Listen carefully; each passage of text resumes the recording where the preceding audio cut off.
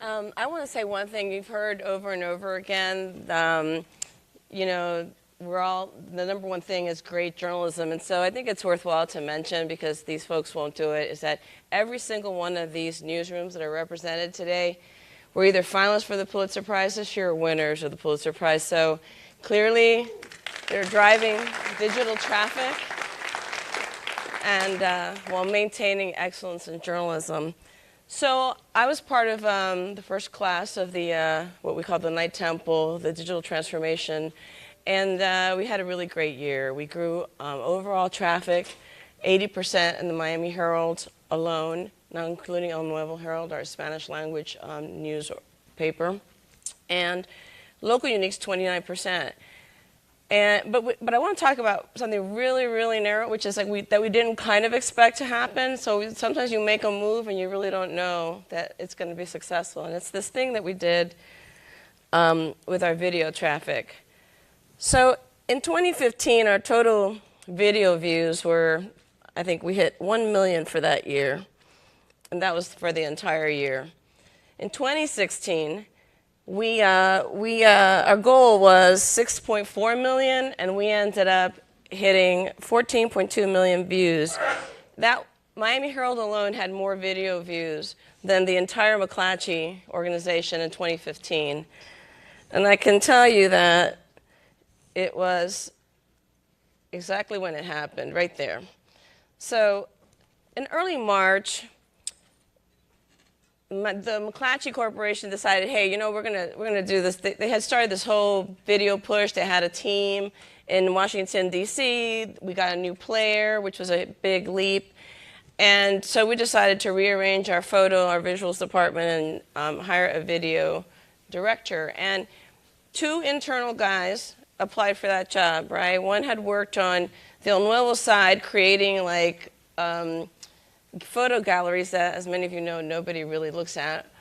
And he did this like day in and day out. And then one of the other guys was a producer for the Miami Herald, and he had a TV background. And in talking to these folks, we realized they had some interesting skill sets that we really could be harnessing in different ways. And that's when we made each of those guys, we turned them into what we call video aggregators. And much like the aggregators that you might have on your news desk, the only thing these folks do is that they're out there scouring for video all the time. They are looking at Facebook. They're using CrowdTangle. They're going to YouTube. They're just trying to find that video before it goes viral, so that we can post it and it goes viral on our site. One thing, and I know because I know folks are going to care about this, but one of the things that they like to use is Facebook Signal. Of course, this is Miami, so we use keywords like alligator and pythons, or a fight, and that's the thing. And you have your own things that you could, I'm sure, look at. But it's that, and then that's in addition to the bread and butter, the crime, which we all know, crime videos, and anything interesting that you might see on social media. They have editing skills, so they can take clips and throw something together. You might remember during Obama's visit to Cuba, there was this really interesting moment where Raul Castro tries to lift his head in that kind of communist salute thing, and it didn't work because Obama's like 6'4" or something, and Raul's down here, and it was a really bizarre. They quickly put it together, a really fun video of all these little like communist salute things that throughout the years, and it did really well. So these guys can edit, they can find it, they get permissions, they can sweet talk people into letting us have it, so I already mentioned crime. You all know crime does pay for traffic. And I will say one thing. We finally figured out, right, what broadcast has known for decades. You have to go for that video, the one that captured the crime happening.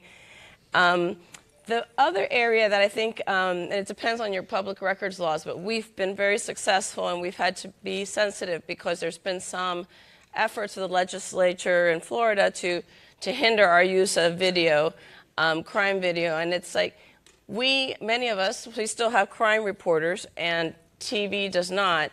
And another really rich area for us has been getting folks, getting the video right before the case goes to trial.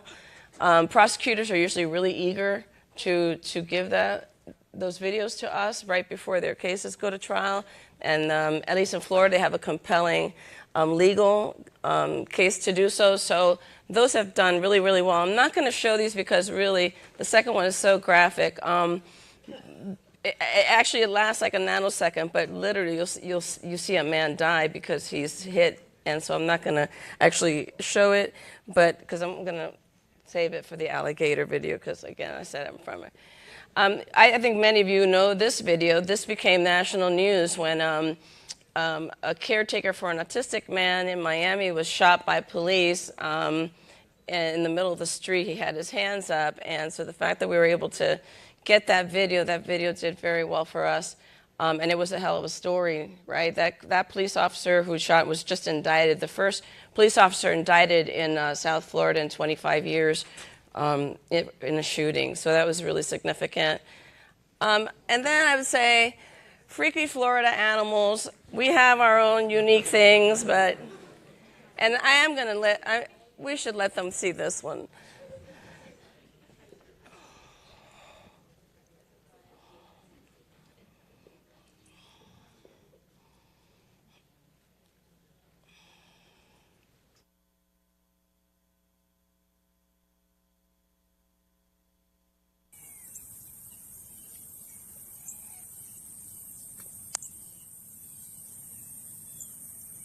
Yeah, I wouldn't want to see that on my outing. It's like, it's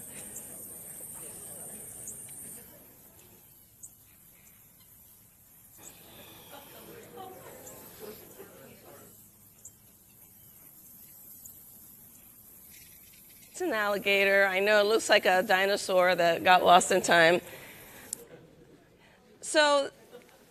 So we look for that. We know, yeah, it's viral. It's going to go viral. It's a little fun too, and we will write. The other thing I will say that's really key is when you find a great video, write a story to go with the video. In another alligator example, one of our aggregators found a YouTube video, and it was a tour group that was looking at the alligator in a swamp until the alligator jumped onto the boat. And so that was a pretty good video, as you can imagine, flopped into that boat. So we ended up contacting the folks who posted it, got permission to use it. I mean, we will pay sometimes. I mean, honestly, it's not very expensive. Folks don't expect to make money off their videos. And that one video I just mentioned got 89,000, streams. So that's pretty decent. And I would say that you may not have alligators, but you have some other freaky critters in your communities that you could probably be,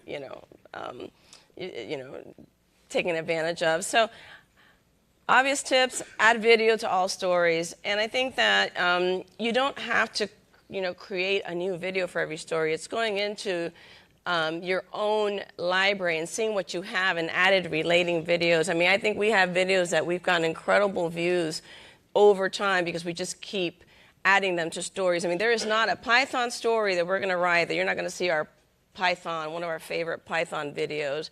And again, this involves, this exotic invasive species in Florida that's creating quite a bit of havoc. Obviously Facebook native, I mean, use that as well as a platform. I will say that we've had incredible success with aggregation to the point of the top 10 videos last year, 9 were aggregated videos. 1 was only a staff video, which is, I'm sure, not something that my staff videographers would want to hear, but it just shows you what you can do with content that's already exists and that's already out there, and you can just take it and reuse it. So that's it. And I would say when you're with your reporters, they're really, we obviously have our courts reporter is on it, our police reporter's on it, but again, my environmental reporter is now very actively looking. She covers this pretty rich. People want to see the streets of Miami flooding, during a full moon, and they want to see, you know, like I told you, the bizarre animals and things. So there are a lot of beats that are ripe for video, and if they just ask their sources, you're going to get a really amazing array of videos that you can use. And it really helps their stories do better. And I think that when reporters understand that when their stories have a video with it, that it's going to do better, that people will click on it, I think they're more, you know, they're more apt to kind of buy into this. And like I said, I think honestly, if you can just do one thing, I think creating this position on your continuous news desk that's really focused singularly on video, either creating it so that if your reporter's out there, they're at a shooting, they send a video clip, they can quickly, you know, get it online and edit it. These guys can edit. They have editing skills. They also understand how to convert different formats. So all that's important. But I think that this has become best practice for all of McClatchy now. And I guess it's almost, I would say it's something that I wish I could tell you that Miriam and I, Miriam being the editor of El Nuevo Herald, we had this, you know, brilliant idea. But, you know, we really just used almost this idea from the talent in the room, let them do what they do, and have seen really great results. Thank you.